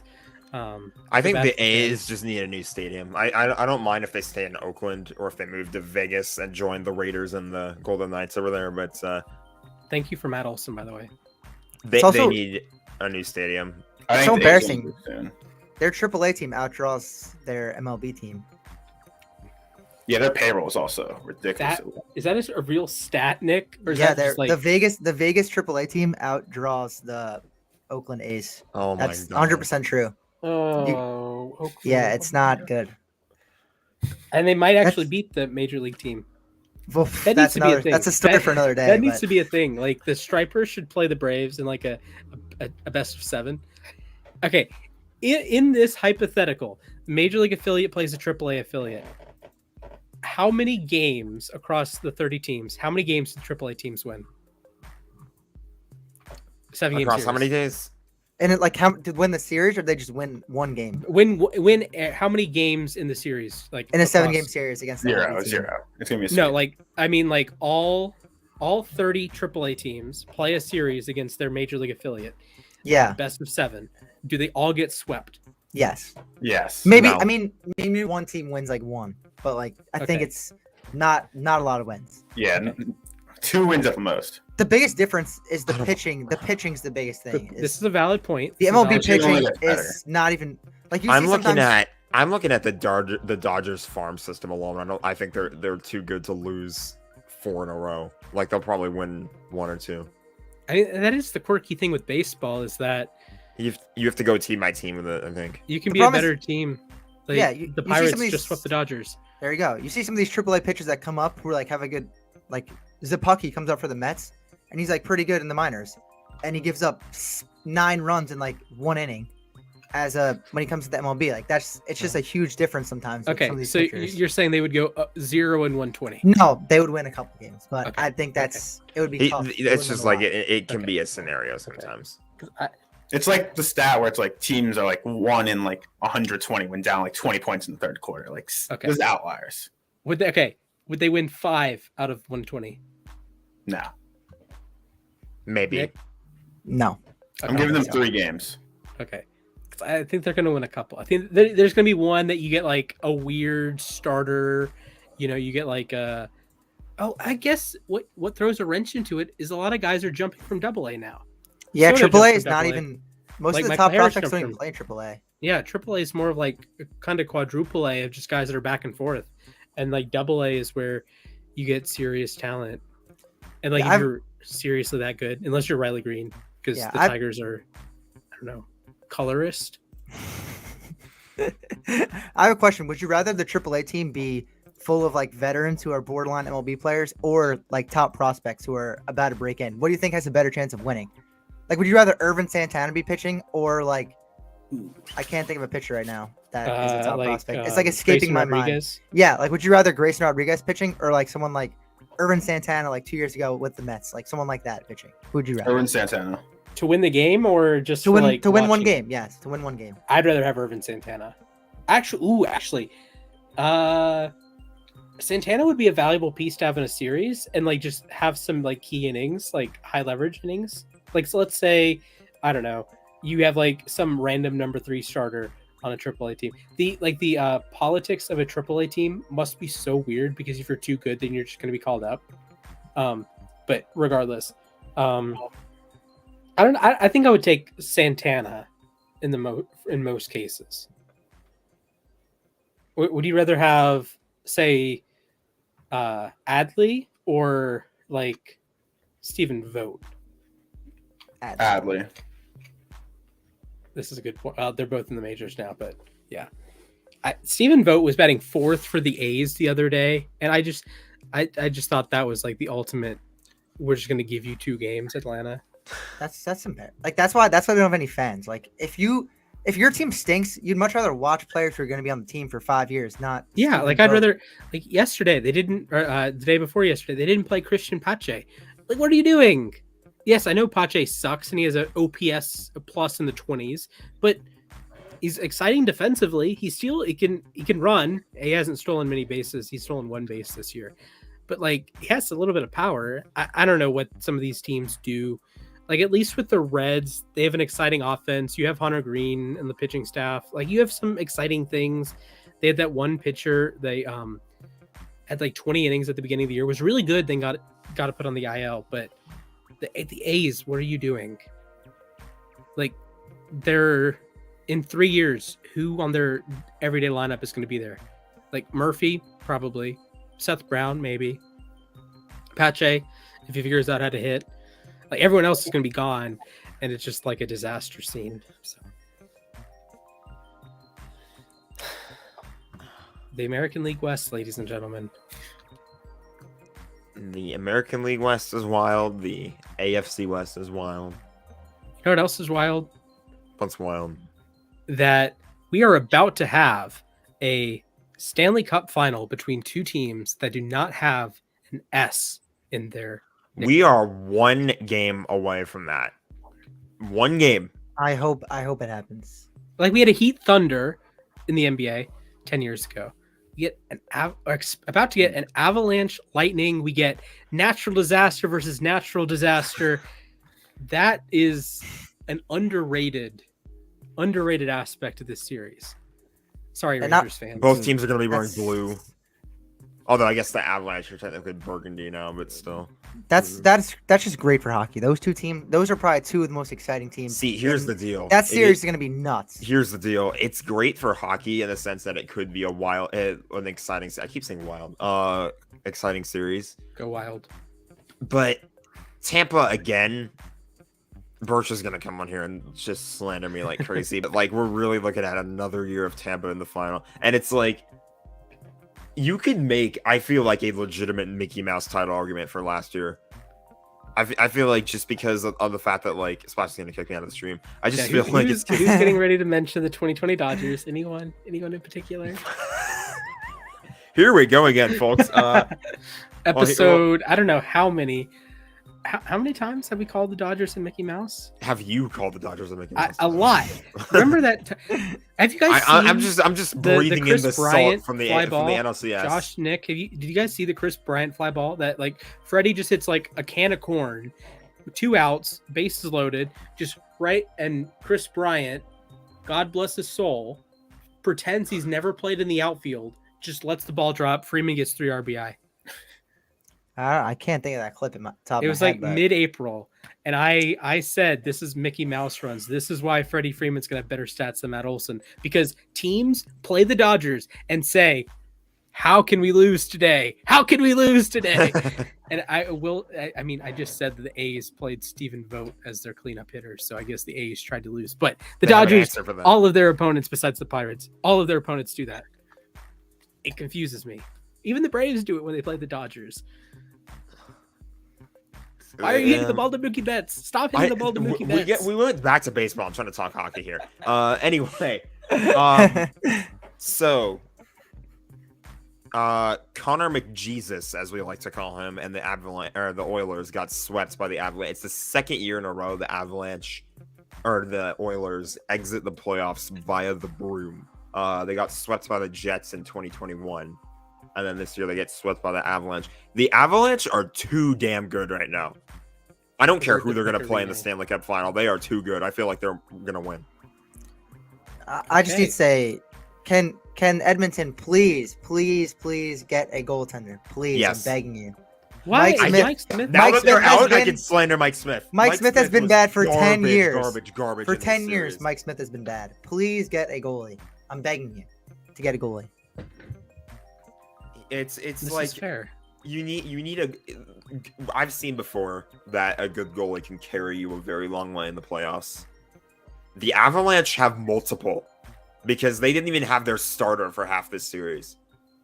So it's like, I don't know if Kemper's gonna come back for the final or not. I mean, I guess it helps that they have like a whole week off or something, but like, jeez, it's Okay. just. I'm going to tie this in with the NBA Finals. Is there a worry of rust if you're Colorado? We've seen the Warriors. They came off a 4-1 win over the Mavericks against the Celtics, who, of course, were coming off of a 7-game series, back-to-back 7-game series with the Bucks and now the Heat. And the Celtics lead 2-1. They played tonight. If you're the Avalanche, are you worried at all about rust, or is it just a... Are you happier with the rest? Or do you think there's going to be some rust involved? Because Well, here's the deal. Historically, there have been some of these almost too easy, or like you give the other team a game, Maybe you could say the Warriors did this with the Mavs. You give them another game, you get another home game, you get $10 million in ticket sales, and you get to, Let me counter your point by Gentlemen's saying sweep. this. People might have been making the same argument when the Avalanche swept the Predators earlier in the playoffs. So I'll they say already this- they yeah, have two sweeps in this one playoff. Yeah, the Avalanche are finished used to theirs- it. Yeah, Go but you could say this too, though. The Lightning swept Florida, and they came out so flat against the Rangers the first 2 games, and now they kind of have bounced back, win 3 in a row. But I agree, the Avalanche are a team they've lost 2 games all playoffs, so they've been having breaks in between every series. So I think they'll be fine. They And don't just need to their worry about it. scoring alone is like ridiculous. I feel Yeah. like it doesn't even really matter who you match it up against with. And Igor Shesterkin has been going off. The thing about the Eastern Conference Final is the game last night. That was Game 5 between Tampa and the Rangers. And Ryan Strome, I think it was, whiffs on a wide open net. Just completely I don't even think he got a shot away. And had he scored that opportunity, we would be talking about a different series. I think the Rangers win that game, and they're going back to Tampa Bay with a 3-2 lead. I mean, you said it too. Far back to the NBA series. It's like Jason Tatum got injured playing those extra games versus the Heat. And it's like, look at him in this series. He's been not really there. He hasn't been the best player on the Celtics. Let me close out the hockey talk by saying But he has been better than Draymond Green.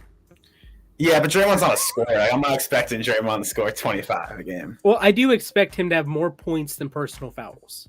That is something I do expect from him, yeah. Okay. So let me close out the hockey talk by saying this.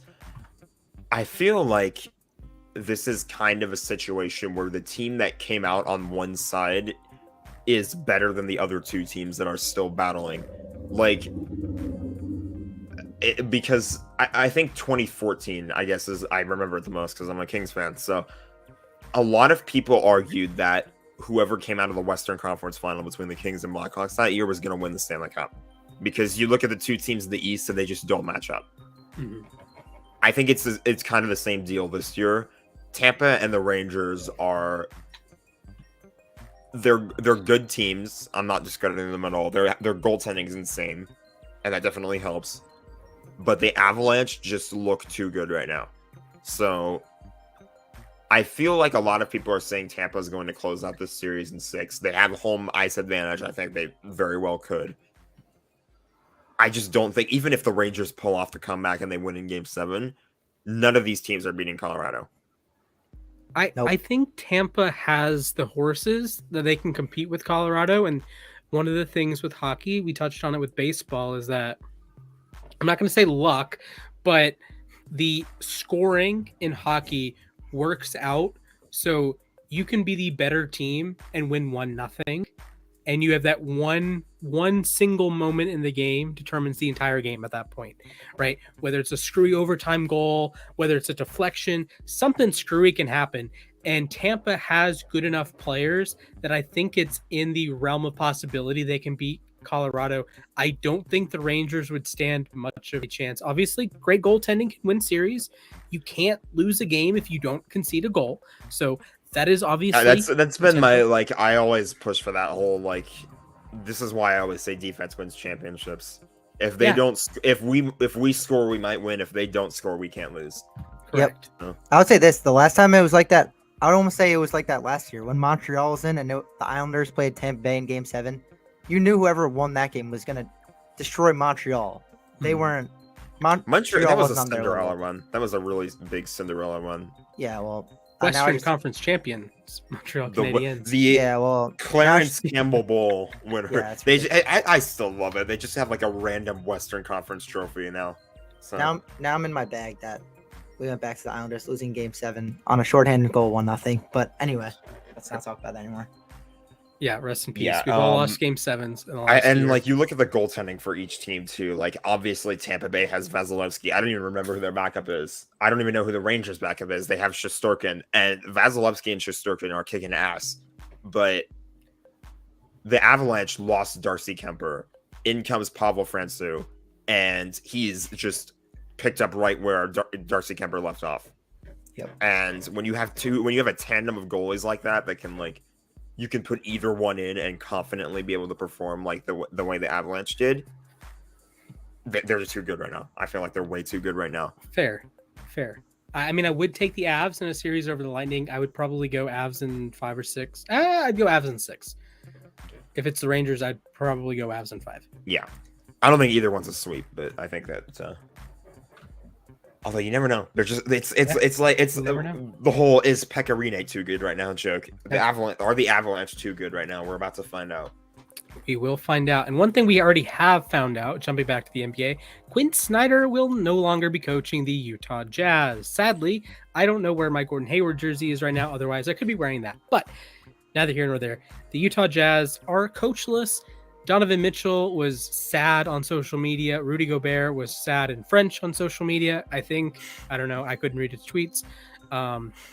What do we make of Quinn Snyder stepping down? I think the Jazz as a whole have been a dumpster fire really ever since COVID started, because it started with their team, and that's how it blew up to like all the major sports too. Like, and like there's just been I've gotten this sense of like there's a disconnect within that franchise ever since that happened. Like, not necessarily because of COVID, but because of like just other things that have started to like dominoes that have started to fall.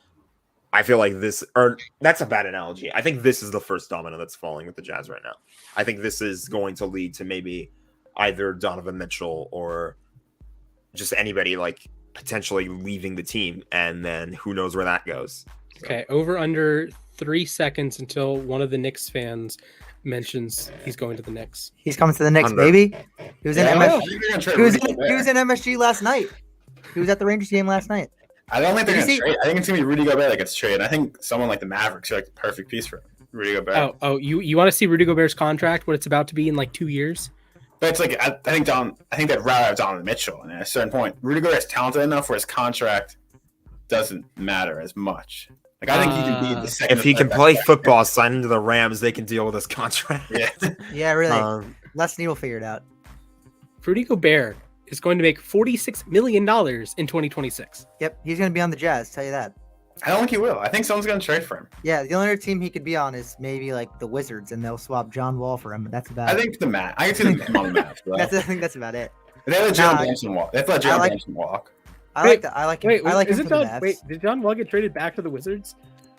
Is he on the? I thought he was on the. I don't even know. He hasn't played in like 4 years. I can't even keep track. Good point. John Wall is an American professional basketball player for the Houston Rockets. There you go. The Rockets. He's making $41 million, $44 million this year, $47 next year. Although he's a free agent in 2023.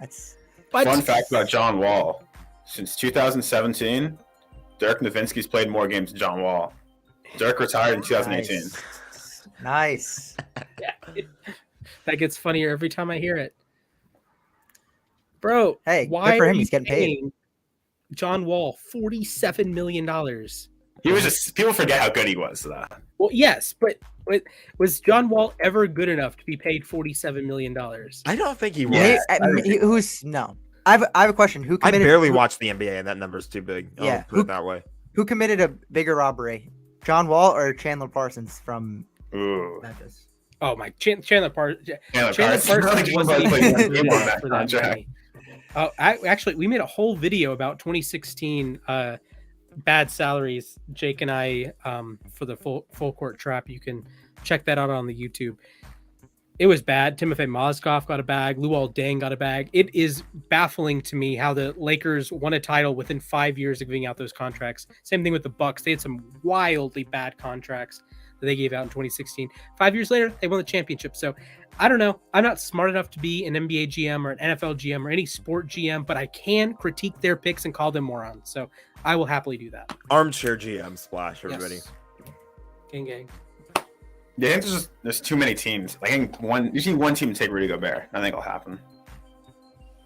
So we're gonna have the same like AAA Major League Baseball. Can they win a game? Because all you need is one. Here we go. all you need is one team to take Rudy Gobert's $47 I can see like a sign and trade, maybe Mike Conley and Rudy Gobert for Jalen Brunson and someone else. But you have to match the money in the NBA. That's the problem. Yeah, but Jalen Brunson's gonna get like $30 million probably. Why would he trade Brunson though? Maybe I'm trying to think. I think because Luka has the ball in his hands all the time. You need someone you need a center. You need Rudy Gobert. But you need shooters too. That's what you get Mike Conley for, though. And they have Tim Hardaway. People forget they have Tim Hardaway. Porzingis would have been the absolute perfect fit if he could play basketball. If he could actually stay on the court. If he could play, I swear, there would not have been a more perfect pair. Maybe in NBA history, I don't want to go that far, but maybe Dirk and Luka, that would have been, well, Dirk's not great defensively, but if like Porzingis panned out properly, Porzingis and Luka, that would have been an S-tier NBA duo because of what Porzingis can do defensively, and he can shoot and rim run and all the traditional big things that you want them to do when you have a ball dominant guard. But even Tyson Chandler would be good for Luka. What is Tyson Chandler doing nowadays? I believe he's coaching AAU. No, I'm kidding. I don't know, but something like that. I don't know. The last time I saw him, he was on the Suns like 6 years ago. He was like the Udonis Haslem of the Suns. Like he never, like he didn't even think about playing, but he would just like sit on the. Heck, Udonis Haslem would be good for Luka. I mean, yeah. Yeah. Oh my goodness. Morris Stoudemire. Oh God. Isn't he playing in Israel? Or No, he was a Nets assistant this year, but. Oh, okay. See, he did play in Israel for a while. Yeah, he did. Do you guys remember? I mean, you guys aren't Knicks fans, but do you remember when they were in the playoffs with him with Melo? When they lost and he broke his hand punching a fire extinguisher after Did they he lost. do that? That Yeah, sounds like that sounds he, like missed the something rest- that. Yeah, he hurt his hand and he missed the rest of the series because he punched a fire extinguisher. Hey, story. LeBron punched a whiteboard, broke his hand. That immediately reminds me. Oscar Yanoa punched a wall. The Mets guy. I think that was the Mets guy. That was Scherzer, right? He slammed his fingers in a door. That was Lindor. Yeah, that was Lindor. At least he's back. People get Trevor Bauer broke his hand playing with a drone. Oh, drone. Yeah, that was in the World Series. Yeah. He missed starting the World Series because he was fooling around with the drone. Or Tatis is out now because he was on his dirt bike or something like that. Yeah. I think it was a motorcycle. That's a more I mean, yeah, you could do that. That it sounds less ridiculous than missing a start because you smash your hand in a door or you punch a whiteboard or something. Or play with a drone. Why would you be playing with a drone when you're going to start a World Series game? Guy's an idiot. Hey, That's why he's Trevor Bauer probably. Like how he hurt his hand playing with a drone. Because he got it caught in one of the spinny bits. The blades. I love how I was this close to being a licensed drone pilot, and I call them spinny bits. COVID for you. All the I was going to be I would have been a drone pilot. It would be a licensed FAA certified drone pilot if it wasn't for COVID. Did you I'm serious. I took a drone class my first year of college, and March 4th, 2020 was my last time I went to that class. Then we had COVID, and when I was home, I didn't go get my drone license. I would have passed the test for it, but didn't go get it. Now here I am. Go get it, I guess I could. I have still have the textbook in my room. Theoretically, you could still go get it. I could. Then I could fly drones for uSTADIUM, and then Frankie would yell at me for Frankie would yell at me for some unknown reason.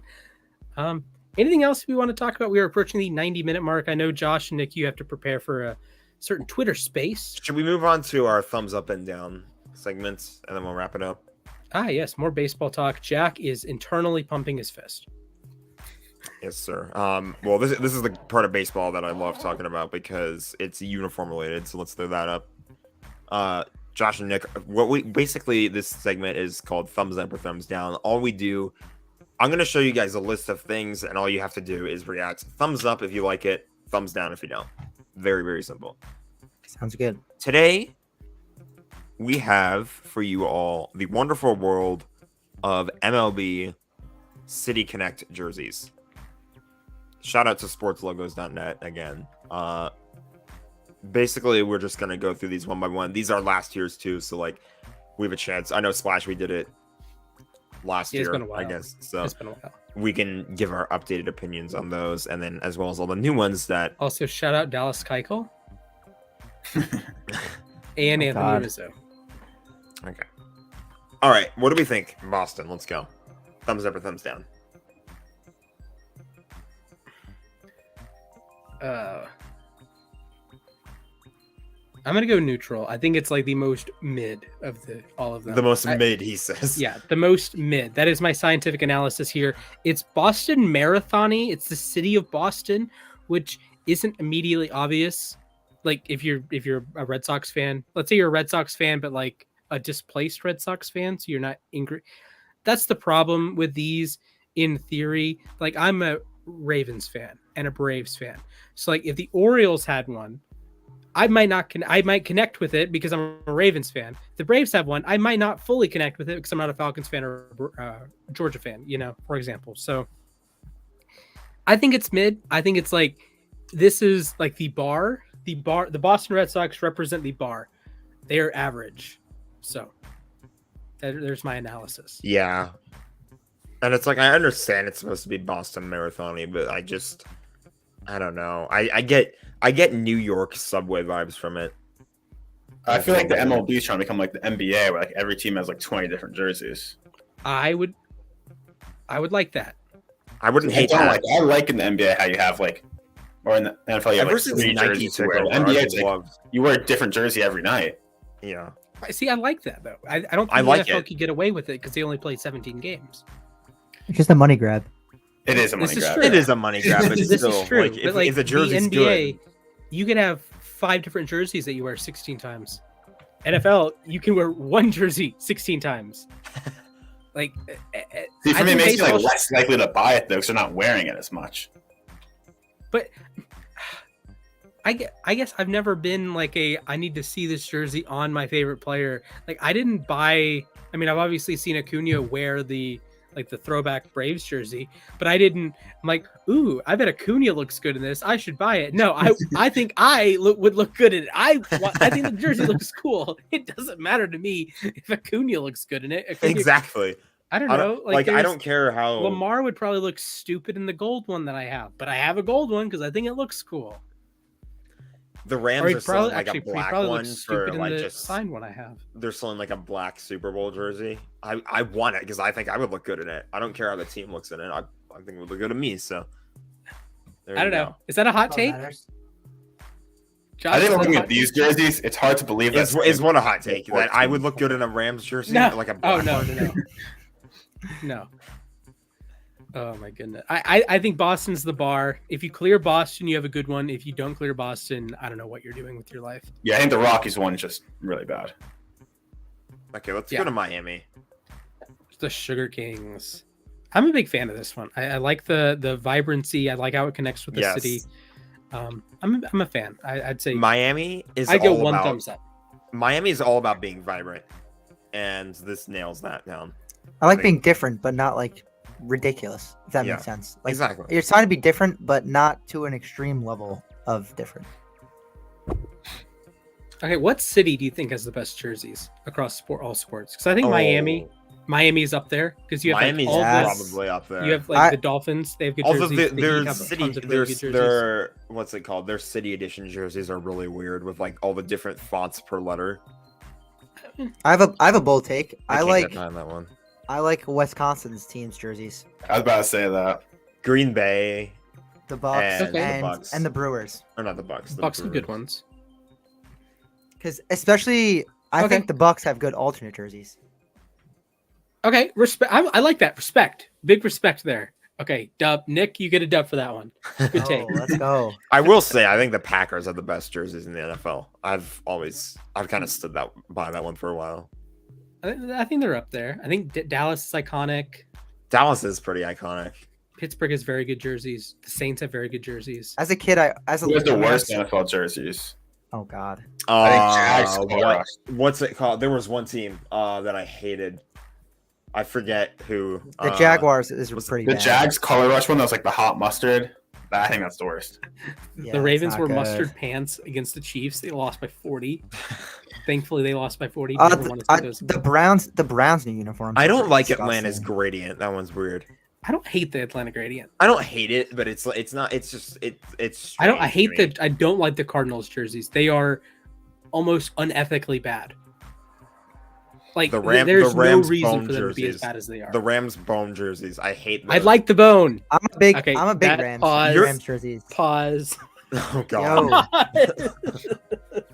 Yo, Here we go again, folks. Sigh. The Rams have nice bone-colored jerseys. Listen, the color's fine. The design is garbage. With the you sure you don't like the name tag? No, that's That's the worst part about it, honestly. And then like the sleeve design is all weird. They're not wearing their bone jerseys at all, by the way, during media day. Like they've been like posting their media week. It's like either the all blue or the modern throwback. And if that was their primary combo for this season, that's a huge W. the thing with the Rams is they have the best helmet. Helmet, yeah, the helmet's top 10. Helmet's top 10. I don't know about best, but the top 10 helmet. Top 5, probably. The thing I is, like I'm a the sucker Eagles for helmets. those so the Rams is my favorite NFL helmet, and then Michigan's my favorite college helmet. So I like that You like the horns. lining, Yeah. like the horns on the helmet. Do I need to get my Rams mini helmet again? I could if you get that, I'll get my Michigan helmet that fits on my head. Let's and go I'll wear for it. Let's go for it. Okay. God. Okay. So Josh and I are going to take a little bit of a. We're going to do what we're actually planning to do here. Thumbs up, thumbs down on the South Side Chicago White Sox featuring one Dallas Keuchel. I like them. I think these are my favorite. I'd Yeah, go double thumbs up here. I like these and the Dodgers ones best. Ooh, okay. I can jump to the Dodgers. I'm not a huge fan. I know what they're going for, like the Diamondbacks and Dodgers. That's cool, but I think the Dodgers is just. The Dodgers are. Let me say this. I like it because of the all blue. Yeah, that's why I like it. I think that's really cool. I should mention, by the way, that this picture is outdated because they changed the cap. What's up, guys? So the cap now in this picture, it has Lost Dodgers on the front. The Lost Dodgers text has been moved to the side, and it just has the regular logo, the LA logo, and then the brim is black. See, I like in sports how like for like when they do the Spanish stuff, they just make it like Los Nets, Los Dodgers. They don't really like. That's not really. They just add Los Los in Suns front was of a it. thing, I remember. Mhm. I think it's just the Dodgers did it because of like the heavy Yeah. Hispanic culture that's in LA, so I think that makes sense. And then they have like these really cool like it's like paint, it's like spray paint on like the edge of the sleeves. I think that's really cool. So I'm guessing the Guardians are next to the Dodgers. Is that the Diamondbacks? Giants. no, that's the Giants. Oh, that's the Giants. I don't know. That is a double thumbs down. On That the is Giants. Brandon Crawford. Yeah, I don't like that. They redesigned the caps. It's like they have a Golden Gate Bridge on the side. I think the colors are cool. I do not like the gradient G on top. Yeah, of the G. colors are fine, but it's like they're trying to do like the fog stuff and whatnot. Yeah, the problem is I also think the Giants have one of the best normal uniforms, so I don't think they need to go away from their own. Their normal uniforms are definitely up there. This is I like their orange. Coming from a uniforms. Dodgers fan, their normal uniforms are up there. I like their orange ones. Their orange uniforms are pretty Yeah. cool. all right. Arizona Serpentis. I like the sand. I really like the sand color. Sorry, Hayden Christensen, but I think the sand color works. I think I'd like the font. I think these are one of the better ones. I would go one thumbs up. I'd go one thumbs up. I think it's grown on me a little bit more now that I've actually like had some time to process it. When I first saw it, I couldn't even read it, honestly. I didn't realize it was like saying serpentine in Spanish or whatever. So Mhm. but I think now I think it's grown on me. I think the sand color is good for Diamondbacks, so I'll give it one thumb up. All right. Wrigleyville, Chicago Cubs, Anthony Rizzo, now of the New York Yankees, one thumbs down. I don't think it's terrible. I'll give it a thumbs up. I'm gonna go neutral. I know we said too that the segment wasn't supposed to be like neutral or whatever, but like I don't hate it, but I don't love it. I don't. It's just, to me, it just kind of screams. Okay, Jack, you know how the Red Wings have like their retro reverse jerseys? I mean, Oh, both God. think they suck. This is kind of like you have to do an assignment for class. All right, Wrigleyville, we're going to take all one color. We're going to take an alternate color, slap it on the sleeve. All one color isn't necessarily a bad thing. It's not, But it depends I on the don't uniform. like It it depends here. on the I execution. don't like it. It's not as bad as ones that we're gonna get to in a minute, but I Oh, don't. God.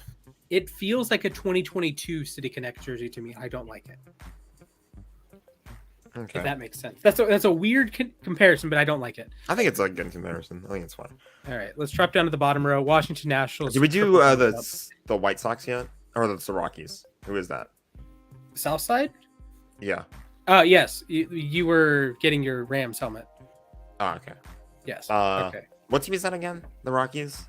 The Rockies are no the Or Rockies who is are that? Yeah, the Rockies middle, are bottom. Yeah. So that's bottom, the yeah. White Sox then. Yeah, White Sox Yeah, are the south okay. side. I Beautiful. Yeah, I like that one. Yeah, that's That a good one one. gets a thumbs up. Washington Splash is ready to go crazy about this one. I like How's that this- one. I how's hate it going Washington before? and Sean. What? Josh, By the way, no. Sean to the Doolittle other has side. like a career 30 ERA against the Mets, but should throw that in there. I have a Sean Doolittle bobblehead. Why? Would you go to a game? Yeah, my family's from the DC area.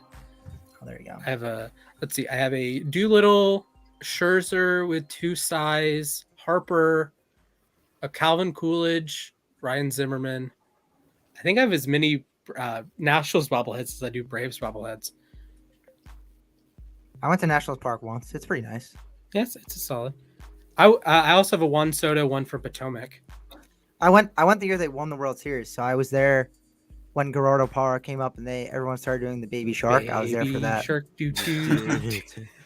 That was the worst part about visiting my grandmother's house in like July 2019 was that godforsaken doo doo doo doo Baby Shark doo doo doo doo. We're gonna get demonetized again.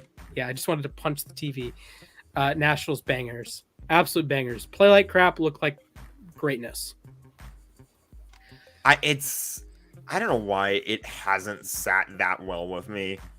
It's okay. I think it's okay. Jack! He wants to- Okay, I have a petition. Nick, do you want to join as permanent second host God. of the Sports Desk? Yep. You're the one wearing the I'm Chargers jersey. I could kick Yeah, you there off. you go. Okay, next week, episode 75, it'll be Splash and Nick. To be fair, I might actually miss episode 75, so it could See? be. There we go. I'm in. All right, um, Nationals, good job. The Jose I Altuve. will say it's not bad. There is far worse on this list. So You mean the one we're about to get to? I'm gonna lose my temporary hostship because I think that's a good one. I like the we Houston Splash. Astros one. Didn't we like the cap though for the Astros? Yeah, I do like the cat. the cap is really good, but I don't know. everything else. Just like space, the way like space. I don't like the font. I don't like. I the- liked it when it first came out, but ever since looking at it again, I look at this and I'm like, this is just like discount NASA astronaut type thing. Like, If why? NASA Like, had a they should have been baseball team- orange, if anything. Like, come on. Yeah, if NASA had a baseball team, that's exactly what they would wear. That's a really good. It would rather be red than orange because the NASA colors are blue and red. But I don't know. It's whatever. Aren't there like I orange didn't like it. astronaut suits though? Isn't that a thing? What? Isn't like orange astronaut suits a thing? This is true. Yes. So that's what I think. Oh, but, was I Nick mean, was Nick sent to the Shadow Realm or something? I don't didn't know do what he went. anything. He's probably putting his helmet back or something. I didn't do Oh, anything. good either. point. All right, Um, Royals. Why? Just come on now, please. Like, Generic. yeah, Yeah, that like, one's bad. That one's bad. this objectively a whiff. Yeah. You can't really tell. Swing and a what team miss is doing it. in baseball. Swing and a miss. Yes, like it's. I like the color scheme. I like the blue belt, the blue, like the light blue accents, but The logo choice could have been a little bit better. not a fan. They pick like the most plain color too. Yeah. Not a fan there. All right, Rockies. This one might be the most These are the worst controversial. ones. I think these are by far the worst ones. Yeah, I don't like them. I don't hate them quite as much as I do the Royals ones. But it's a 2022 City Connect jersey. The Nationals have been the only good one so far as I'm concerned. I'm gonna say this. They should have. ahead. I don't even. What's on the cap?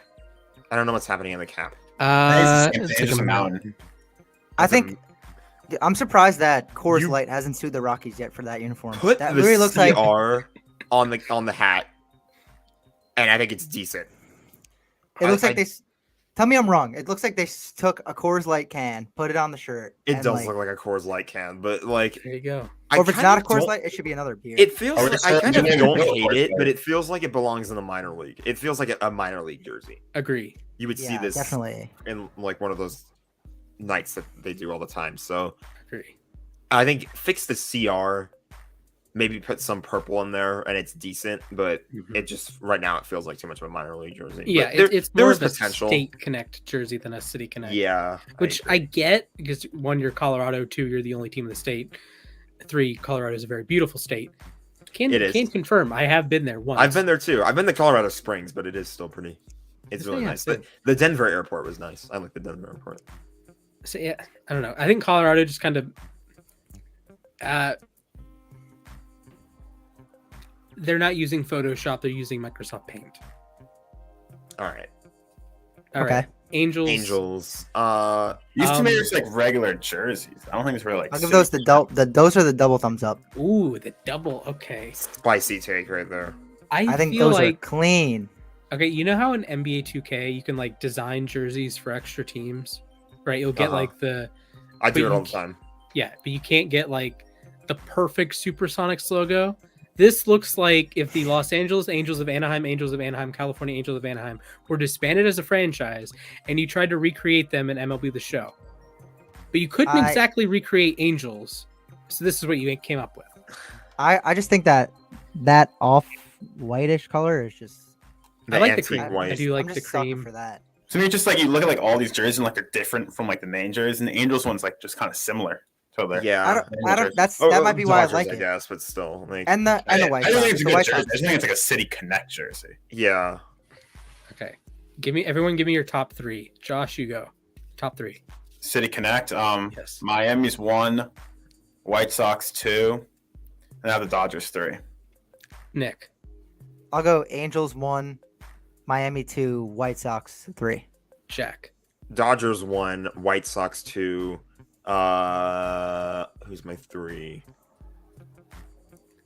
Give me the Diamondbacks at 3. Okay, I'll go White Sox 1, Nationals 2, Miami 3. All right, bottom 3. Josh, go. Ooh, worst one's the Rockies. 2's the Royals, and 3's the Giants. Okay, Nick. I just want to replace the White Sox with the Astros on my other one. But worst is probably Rockies worst. Giants are the second worst. And then I'll give Boston the third worst. Jack. Giants are the worst. Second worst is KC. Third worst, give me Chicago as the third worst. All right, I will go worst Kansas City, second worst Houston, third worst Chicago Cubs. All right, so we have a Twitter space to attend in about 10 minutes, so I think that will wrap us up for today. Nick, Josh, thank you. Beaucoup de thanks for hopping on. It's always a pleasure. You guys are welcome anytime. That was our thank you. Belated. We still haven't missed a week. This episode was supposed to be on a Wednesday. We moved it to Friday, and everything still worked out. So thank you guys for hopping on. Absolutely. Yeah. So yeah, thank you, listeners. Thank you for watching. Make sure you like the stream, subscribe to the channel, ring a ding ding, that Le'Veon bell, that notification bell, so you can get notified whenever we upload. I will be taking a little bit of a step back from doing the whole short stuff. We're going to bring new and improved content, more of that uSTADIUM side of things. We don't want to be Bleacher Report. We want to be uSTADIUM. So we have some things cooking. Not even just on YouTube. Let me just say this right now. Stay tuned to the uSTADIUM Twitch. If you guys are watching on Twitch right now, stay tuned. Stay tuned. All right. With that said, ladies and gentlemen, newly paid Super Bowl champion, 7-time All-Pro, 7-time All-Pro, 8-time Pro Bowler, 3-time Defensive Player of the Year, and trainer with knives. Aaron Donald trains with knives. We'll see you next week.